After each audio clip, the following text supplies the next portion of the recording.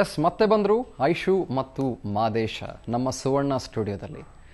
Ice, Shravani ಸುಬ್ರಹ್ಮಣ್ಯದ ನಿಮ್ದು ಯಾವುದಾದ್ರೂ ಒಂದು ಅದ್ಭುತವಾಗಿರುವಂಥ ಡೈಲಾಗ್?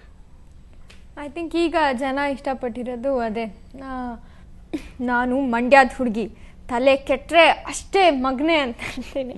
ಅದೊಂದು ಮತ್ತು ಇನ್ನೊಂದು, ಸರ್ ನನಗೆ ಪ್ರೀತಿಯಿಂದ ಸುಬ್ಬು ಅಂತ ಕರಿಬೇಕು ಅಂದ್ಬಿಟ್ಟು ಹಿಂಗೆ ಹೇಳ್ಬಿಟ್ಟು ಹೋಗಿರ್ತಾರೆ. ಪ್ರೀತಿಯಿಂದ ಸುಬ್ಬು ಅಂತ ಕರಿತೀನಿ, ಪ್ರೀತಿ ಬೇರೆ ಕೇಡು ಮುಂಡೆದಕ್ಕೆ ಅಂತ. ಆಕ್ಚುಲಿ ಅವ್ರು ಹೇಳ್ತಾರೆ ಸುಬ್ಬು ಅಂತ ಕರಿಬೇಕು, ಗಬ್ ಗಬ್ ಎಲ್ಲ ಕರಿಬಾರ್ದು.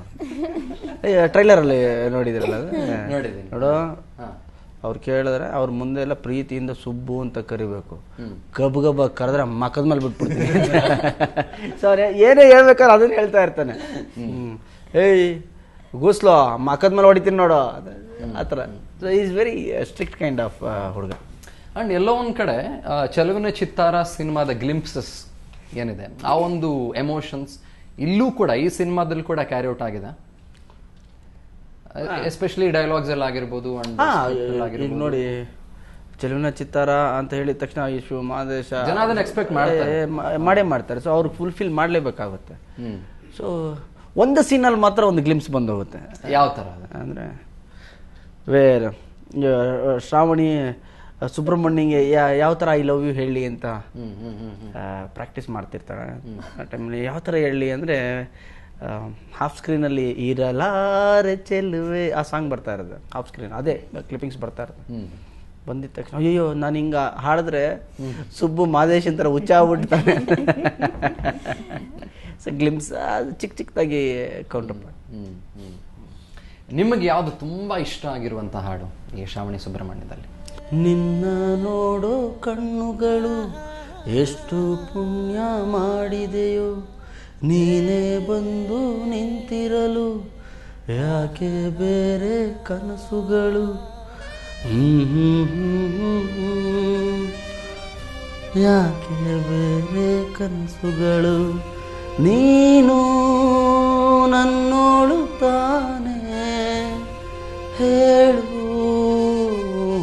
ಅಂತ. ಇದು ಕವಿರಾಜ್ ಅವ್ರದ ಲಿರಿಕ್ಸ್. ಅಂಡ್ ನಿಮ್ಮ ರೋಮಿಯೋ ಸಿನಿಮಾದಲ್ಲಿ ಕೂಡ ಆಲಾಪನೆ, ಆರಾಧನೆ ಎಲ್ಲ ನಿಂತೆ. ಐ ಥಿಂಕ್ ಯಾವುದೋ ಒಂದು ಲೋಕ ಕರ್ಕೊಂಡು ಹೋಗ್ಬಿಡ್ತಾರೆ ಕವಿರಾಜ್ ಅವರು. ಎಕ್ಸಲೆಂಟ್. ಕವಿರಾಜ್ ಅವರು ಜೊತೆಲೆ ಎಲ್ಲ ಸಾಹಿತಿಗಳು. ಅಂಡ್ ಐ ಥಿಂಕ್ ನಾನು ಬ್ಲೆಸ್ಡ್ ಅನ್ಸುತ್ತೆ, ದೇವರ ಆಶೀರ್ವಾದ ಚೆನ್ನಾಗಿದೆ, ಒಳ್ಳೊಳ್ಳೆ ಸಾಂಗ್ಸ್ ಸಿಗ್ತಾ ಇದೆ. ಸೊ ಎಲ್ಲ ಕ್ರೆಡಿಟು ನನ್ನ ಮ್ಯೂಸಿಕ್ ಡೈರೆಕ್ಟರ್ಸ್ಗೆ ಹೋಗಬೇಕು. ಗಣೇಶ್ ಸಿನಿಮಾ ಅಂತ ಹೇಳಿದ ತಕ್ಷಣ ಅವರೇ ಪ್ರಿಪೇರ್ ಆಗ್ಬಿಟ್ಟು ಒಂದು ಒಳ್ಳೆ ಸಾಂಗ್ಸ್ ಕೊಡ್ತಾರೆ. ಮ್ಯೂಸಿಕ್ ಚೆನ್ನಾಗಿರ್ಲೇಬೇಕು. ಹೌದು. ಸೊ ಚೆನ್ನಾಗಿ ಸಿಗ್ತಾ ಇದೆ, ಅದೃಷ್ಟ ಅಷ್ಟೇ ಇವರು, ಅದರಲ್ಲೇನು ಸ್ಪೆಷಲ್ ಏನಿಲ್ಲ. ಅಂತ ಮ್ಯೂಸಿಕ್ ಡೈರೆಕ್ಟರ್ಸ್ ನಮ್ಮಲ್ಲಿ ಇಟ್ಟಿರೋ ಲವ್ ಅಷ್ಟೇ. ಅಂಡ್ ಹರಿಕೃಷ್ಣ ಒಂದು ಅತಿ ದೊಡ್ಡ ಆಡಿಯೋ ಲಾಂಚ್ ಆಯಿತು ಬಸವನಗುಡಿ ಗ್ರೌಂಡ್ಸಲ್ಲಿ, ನ್ಯಾಷನಲ್ ಕಾಲೇಜ್ ಗ್ರೌಂಡ್ಸಲ್ಲಿ. Harikrishna for the very first time ever stage ಮೇಲೆ ಬಂದು ಅವರದ್ದೇ ಕಂಪೋಸಿಷನ್ಸ್ಗಳನ್ನು ಅಲ್ಲಿ ಹಾಡಿದ್ರು. ಜನ ಸಾಕಷ್ಟು ಹುಚ್ಚೆದ್ದುಕೊಂಡಿದ್ರು. ಹರಿಕೃಷ್ಣ ಅವ್ರ ಬಗ್ಗೆ ಏನು ಹೇಳ್ತೀರಿ? ಅವ್ರ ಬಗ್ಗೆ ನಾವೇನು ಹೇಳೋಕ್ಕಲ್ಲ, ಬಿಕಾಸ್ ಹಿ ಹ್ಯಾಸ್ ಪ್ರೂವ್ಡ್. ಅವರು ಚೆನ್ನಾಗಿ ಒಳ್ಳೆ ಮ್ಯಾಸಿವ್ ಹಿಟ್ ಸಾಂಗ್ಸ್ ಕೊಟ್ಟಿದ್ದಾರೆ.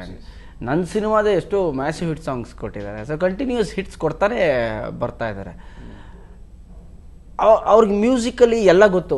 ನೀವು ನೋಡಿ, ಕ್ಲಾಸಿಕಲ್ಲು ಮಾಡ್ತಾರೆ, ಕರೆಕ್ಟ್, ಆ್ಯಂಡ್ ನಿಮ್ಮ ರೊಮ್ಯಾಂಟಿಕ್ಕು ಮಾಡ್ತಾರೆ, ಟಪಂಗುಚ್ಚಿನೂ ಮಾಡ್ತಾರೆ. ಇದರಲ್ಲಿ ಒಂದು ವಿಷಯ ನಾನು ಕೇಳೋದು ಮರೆತೆ, ಮಂಜುಳಾ ಗುರುರಾಜ್ ಆಗ ನಾವು ಎಸ್ಟರಿಯರ್ ಸಿಂಗರ್ ಅವರು, ಆಗ ಅವರು ಹಾಡ್ತಾ ಇದ್ದಂಥ ಹಾಡುಗಳನ್ನು ಇವತ್ತು ಕೂಡ ನಾವು ಕೇಳ್ತೀವಿ, ಅದನ್ನು ಆಲಿಸ್ತೀವಿ, ಆಸ್ವಾದಿಸ್ತೀವಿ. ತುಂಬ ವಿಭಿನ್ನವಾಗಿರುವಂಥ ಹಾಡೋದು. ಅದು ಐಟಮ್ ಸಾಂಗ್ ಅಂತ ಹೇಳೋಕ್ಕೂ ಆಗೋದಿಲ್ಲ ನನಗೆ. ಅಫ್ಕೋರ್ಸ್ ಐಟಮ್ ಸಾಂಗ್ ಥರ ಡ್ಯಾನ್ಸ್ ಇರ್ಬೋದು, ಬಟ್ ಲಿರಿಕ್ಸ್ ಕೂಡ ಅದ್ಭುತ. ಅಂಡ್ ಆ ಟ್ಯೂನ್ ಒಂಥರ ಏನು ಫಾಸ್ಟ್ ಬೀಟಲ್ಲಿದೆ. ಅದ್ರ ಬಗ್ಗೆ ನೀವೇನು ಹೇಳ್ತೀರಿ? ಒಳ್ಳೆ ಸಾಂಗು. ಕೃಷ್ಣೇಗೌಡರು ಅವರ ಲಿರಿಕ್ಸ್ ನನಗೆ ಬಹಳ ಇಷ್ಟ ಆಯ್ತು. ಆಕ್ಳು ಬೆಣ್ಣೆ ಅದು ವೆರಿ ಹೇಗೆ ಬರುತ್ತೆ ಹೇಳಿ? ಆಕ್ಳು ಬೆಣ್ಣೆ ಬೋಟಿ ಗೊಜ್ಜು, ನಾನು ವೆಜ್ಜು, ನಾಟಿ ಕೋಳಿ ನಾನು ವೆಜ್ಜು ಅಂತ ಬರುತ್ತೆ. ಕುಡಿದ್ರೆ ಮೈ ಜುಮ್ಮನ್ಬೇಕು, ರಾತ್ರಿ ಎಲ್ಲ ಜಿಮ್ಮನ್ಬೇಕು, ಫ್ರೆಂಡು ಒಳಗೆ ಸೇರಿದರೆ ಗುಂಡು,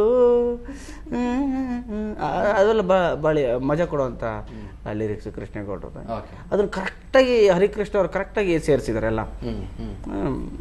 ಅಫ್ಕೋರ್ಸ್ ಮಂಜುಳಾ ಗುರುರಾಜ್ ಮೇಡಮ್ ಬಗ್ಗೆ ಏನು ಹೇಳೋ ಹಾಗಿಲ್ಲ, ಫ್ಯಾಂಟಾಸ್ಟಿಕ್ ಆಗಿ ಹಾಡಿದ್ದಾರೆ. ಆಫ್ಟರ್ ಲಾಂಗ್ ಟೈಮ್ ಅವರು ಅಷ್ಟೇ ಒಂದು ಗ್ಯಾಪ್ ನಂತರ ಒಂದು ಸಿನಿಮಾಗೆ ಹಾಡಿದ್ದಾರೆ.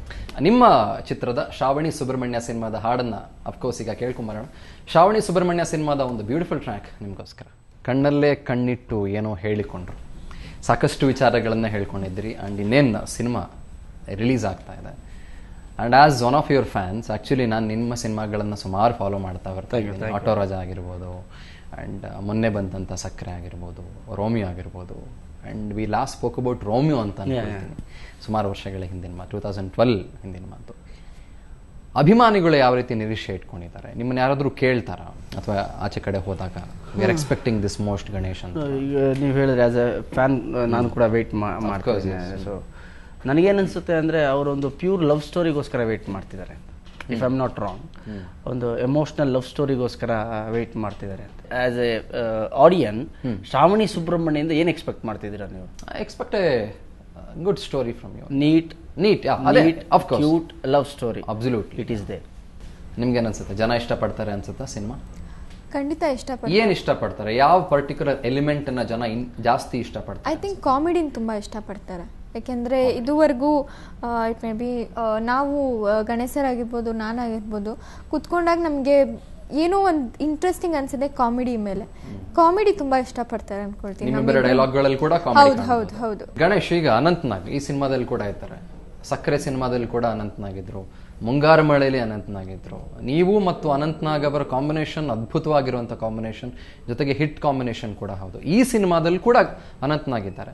ಅನಂತ್ನಾಗ್ ಮತ್ತು ನಿಮ್ಮ ನಡುವಿನ ರ್ಯಾಪು ಈಸ್ ಅ ಫ್ಯಾಂಟಾಸ್ಟಿಕ್ ಆ್ಯಕ್ಟರ್, ಅದರಲ್ಲಿ ಎರಡು ಮಾತಿಲ್ಲ.